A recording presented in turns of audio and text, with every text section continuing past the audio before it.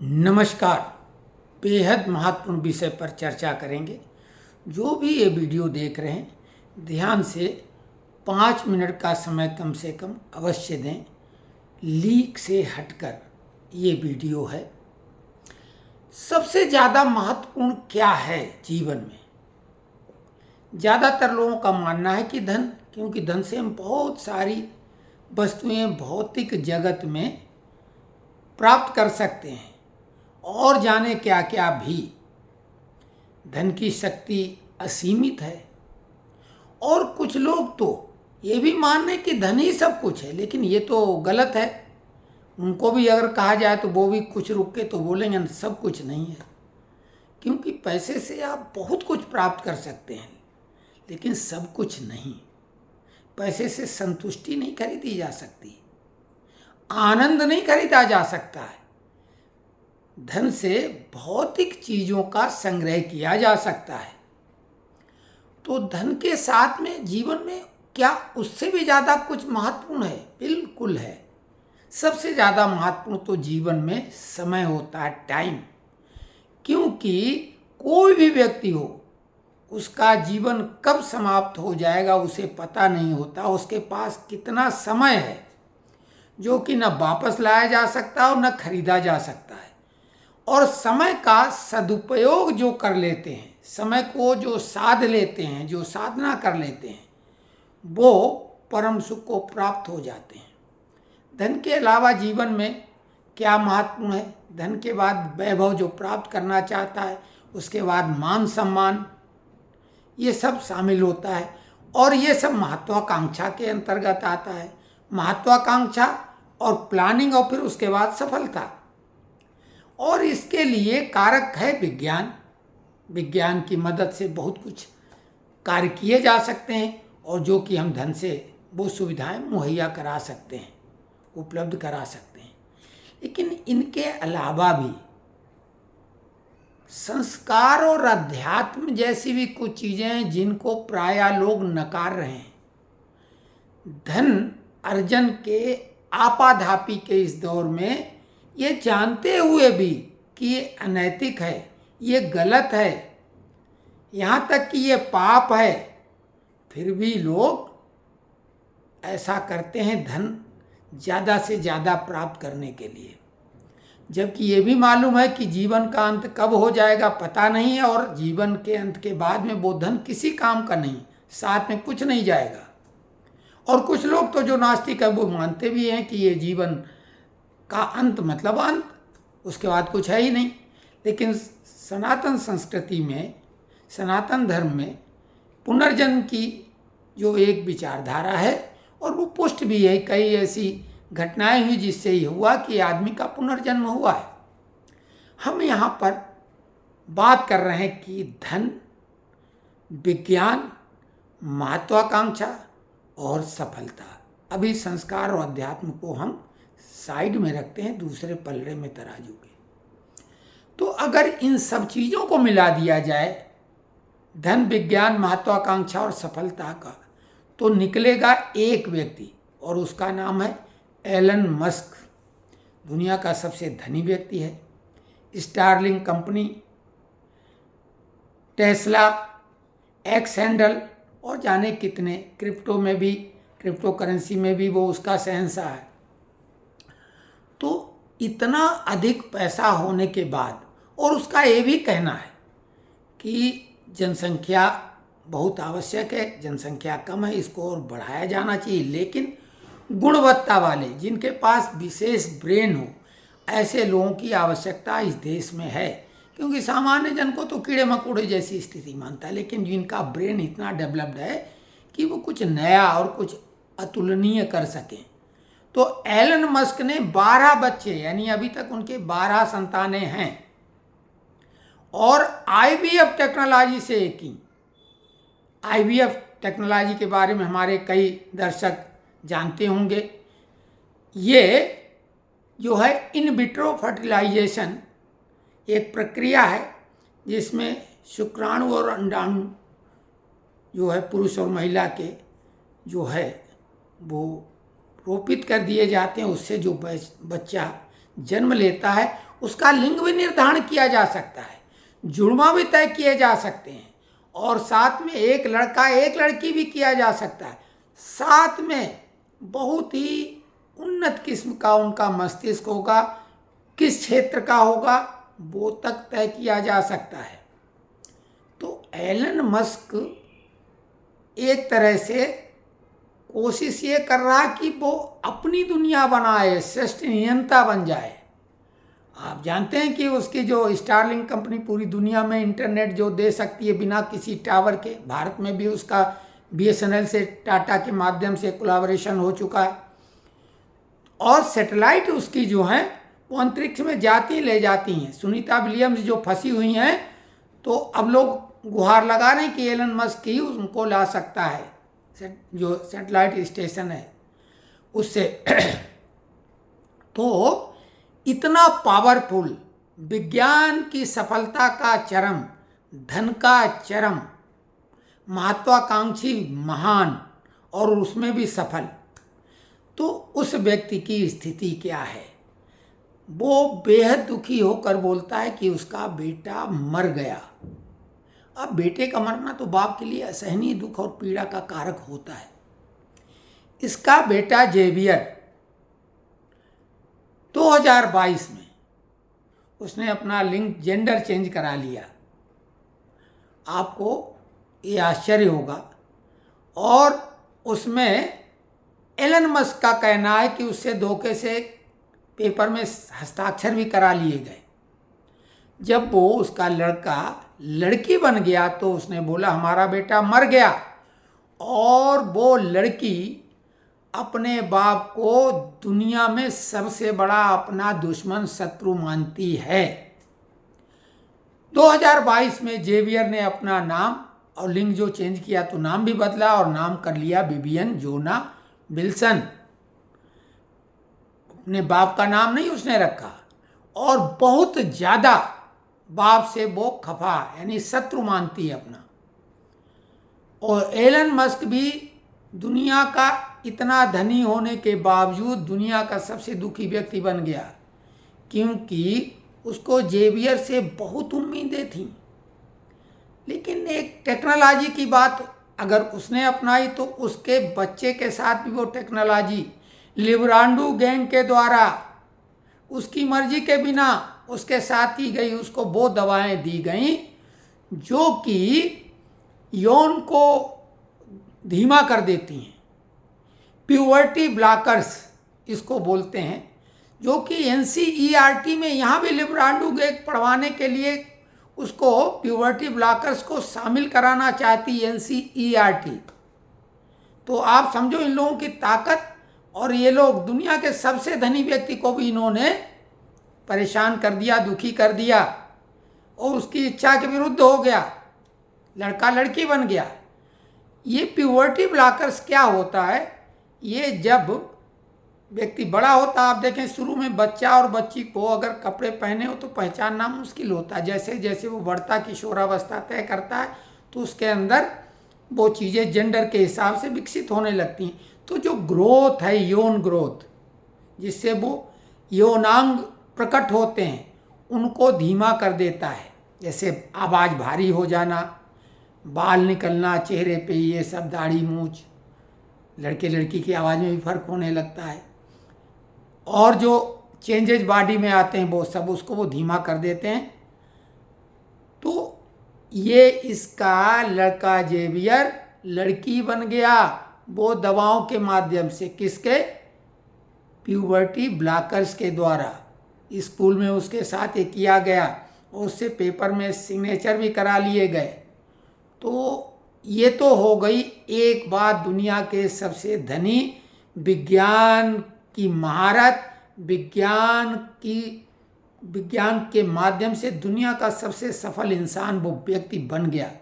एक सैंडल उसने ट्विटर को खरीद के कर दिया। सैटेलाइट का तो वो शहंशाह है ही। स्टारलिंक का कितनी सैटेलाइट छोड़ के उसने कहीं भी इंटरनेट दे सकता है। टेस्ला कार भी दुनिया की श्रेष्ठतम जो है उसकी कार है, जो कि बैटरी से चलती है। तो खैर, अब हम बात करते हैं उन चीज़ों की जिसको ये दौर में, कलयुगी दौर में, मशीनी युग में नकारा जा रहा है अध्यात्म और संस्कार। अब आपको एक उदाहरण दे के बताएंगे। एक और धनी व्यक्ति है, मार्क जुकरबर्ग, आपने नाम सुना होगा। और मार्क जुकरबर्ग की जब कहानी आती है तो बाबा नीम करौली कैंची धाम, जो नैनीताल में स्थित है, 1973 में अपने भौतिक शरीर को नीम करौली बाबा ने त्याग दिया था। 74 में अपने साथी के साथ हिंदू अध्यात्म के अध्ययन के सिलसिले में भारत में आए, आश्रम में पहुंचे और उन्हें अद्भुत अलौकिक अनुभूति हुई। और लोग तो ये कहते हैं, अब नीम मार्क जुकरबर्ग से तो मिले नहीं, लेकिन वो उनके अनन्य भक्त बन गए। मार्क जुकरबर्ग उससे प्रभावित हुए बहुत। और मार्क जुकरबर्ग को जिस व्यक्ति ने नीम करौली बाबा आश्रम जाने की बात की थी, वो शख्स थे स्टीव जॉब्स। स्टीव जॉब्स 1973 में भारत आए थे। 73 में बाबा शरीर को त्याग चुके थे और उनको उनकी अनुभूति हुई। और उनको जो एप्पल फोन है, एप्पल का जो लोगो है, वहीं से प्रेरणा मिली। एप्पल जो उनका खाया हुआ, बिट किया हुआ एप्पल है, वो बाबा नीम करौली धाम पहुंचने पर उनको इसकी प्रेरणा मिली। और दुनिया का सबसे सफल ब्रांड आज एप्पल फोन, और दुनिया के धनी लोगों में वो भी 40वें नंबर के आसपास रहते हैं। जबकि उन्होंने बहुत सारी अपनी संपत्ति दान दे दी और शेयर बहुत सारे बेच दिए। अगर न बेचे होते तो वो दुनिया के नंबर 1 बन जाते।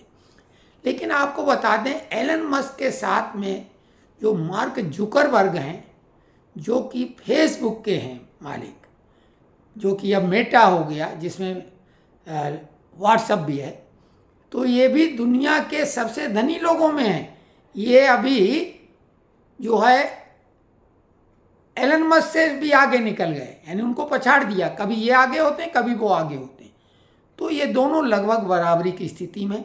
लेकिन ये आस्थावान व्यक्ति हैं, ये अध्यात्म को मानते हैं और अपनी सफलता का श्रेय अध्यात्म को देते हैं। और अध्यात्म जो मानता है, यानी अध्यात्म के बारे में जिसका बिलीव है, भरोसा है, आस्था है, वो ही संस्कार है।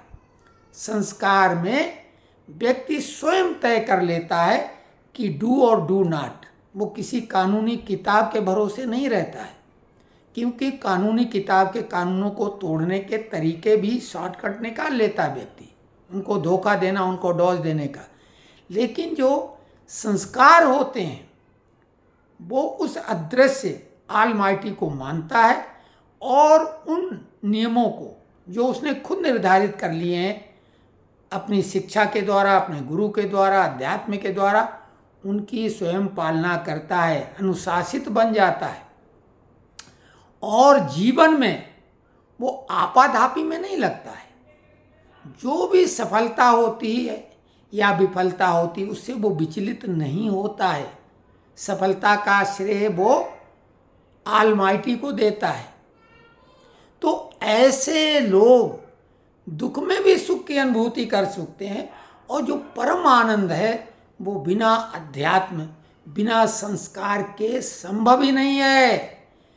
एलन मस्क से ज़्यादा तो धन नहीं सामान्यतः व्यक्ति कमा सकता है। दूसरी तरफ एक अध्यात्म के योद्धा हमारे देश में भी हैं, सुनाम धन्य यशस्वी प्रधानमंत्री भारत के श्री नरेंद्र मोदी जी।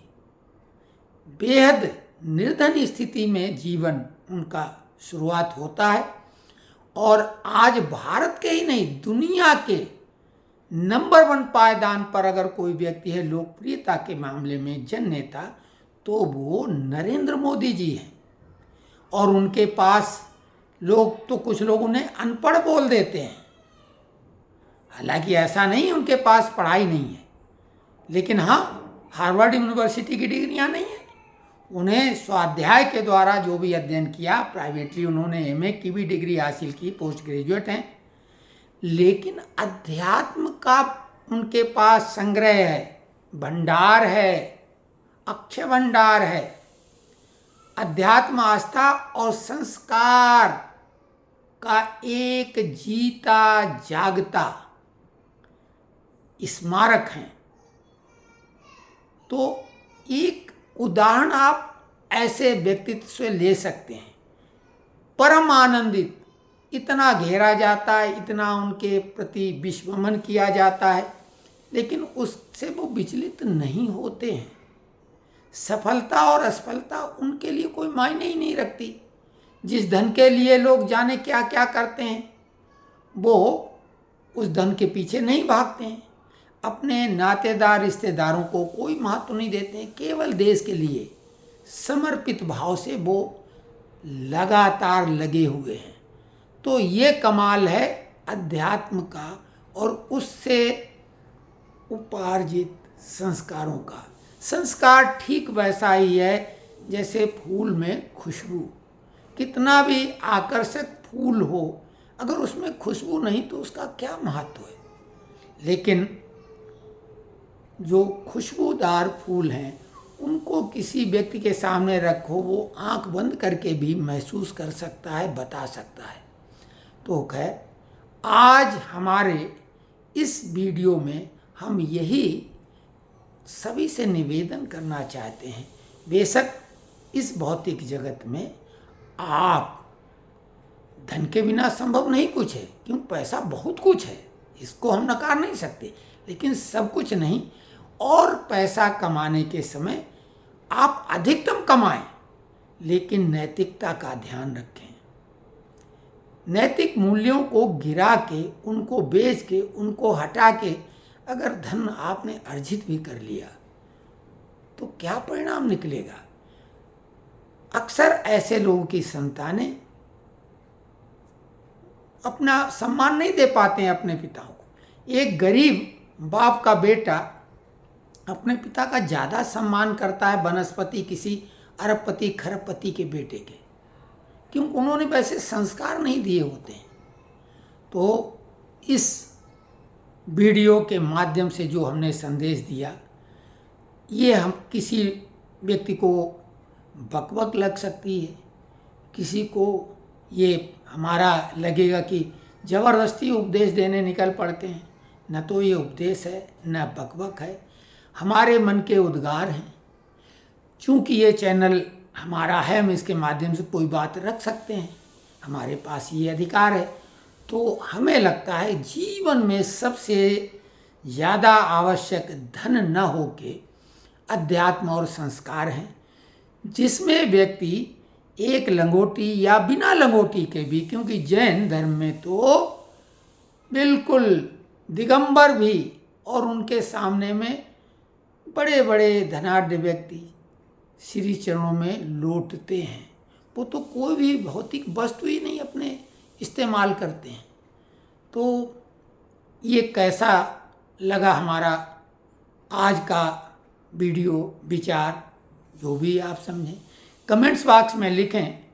अगर आप हमारा उत्साहवर्धन करेंगे तो अध्यात्म और संस्कार पर हम वो बातें जो मंचासीन हमारे कथावाचक, प्रवचनकर्ता, उपदेशक कहते हैं, उससे हट के एकदम से सूप के द्वारा थोथा उड़ा के जो सार है उस पर कुछ वीडियो बनाने की ललक और हमारी आकांक्षा है, जो धर्म, अध्यात्म और संस्कार के बारे में आप लोगों को कुछ अलग ढंग से जानकारी देगा। अगर आप कमेंट्स बॉक्स में लिखें, उत्साहवर्धन करें। हम चैनल सब्सक्राइब करने को नहीं कहते हैं, कहेंगे नहीं, कभी यदा कदा कह देते हैं, क्योंकि अगर हमारे कंटेंट जिनको पसंद आएंगे वो बिना कहे ये काम करेंगे। लाइक डिसलाइक कमेंट्स में आलोचना समालोचना जो भी करना है आप बिल्कुल करें, वही हमारे लिए हमारा पारितोष होगा। जय जय श्री राम।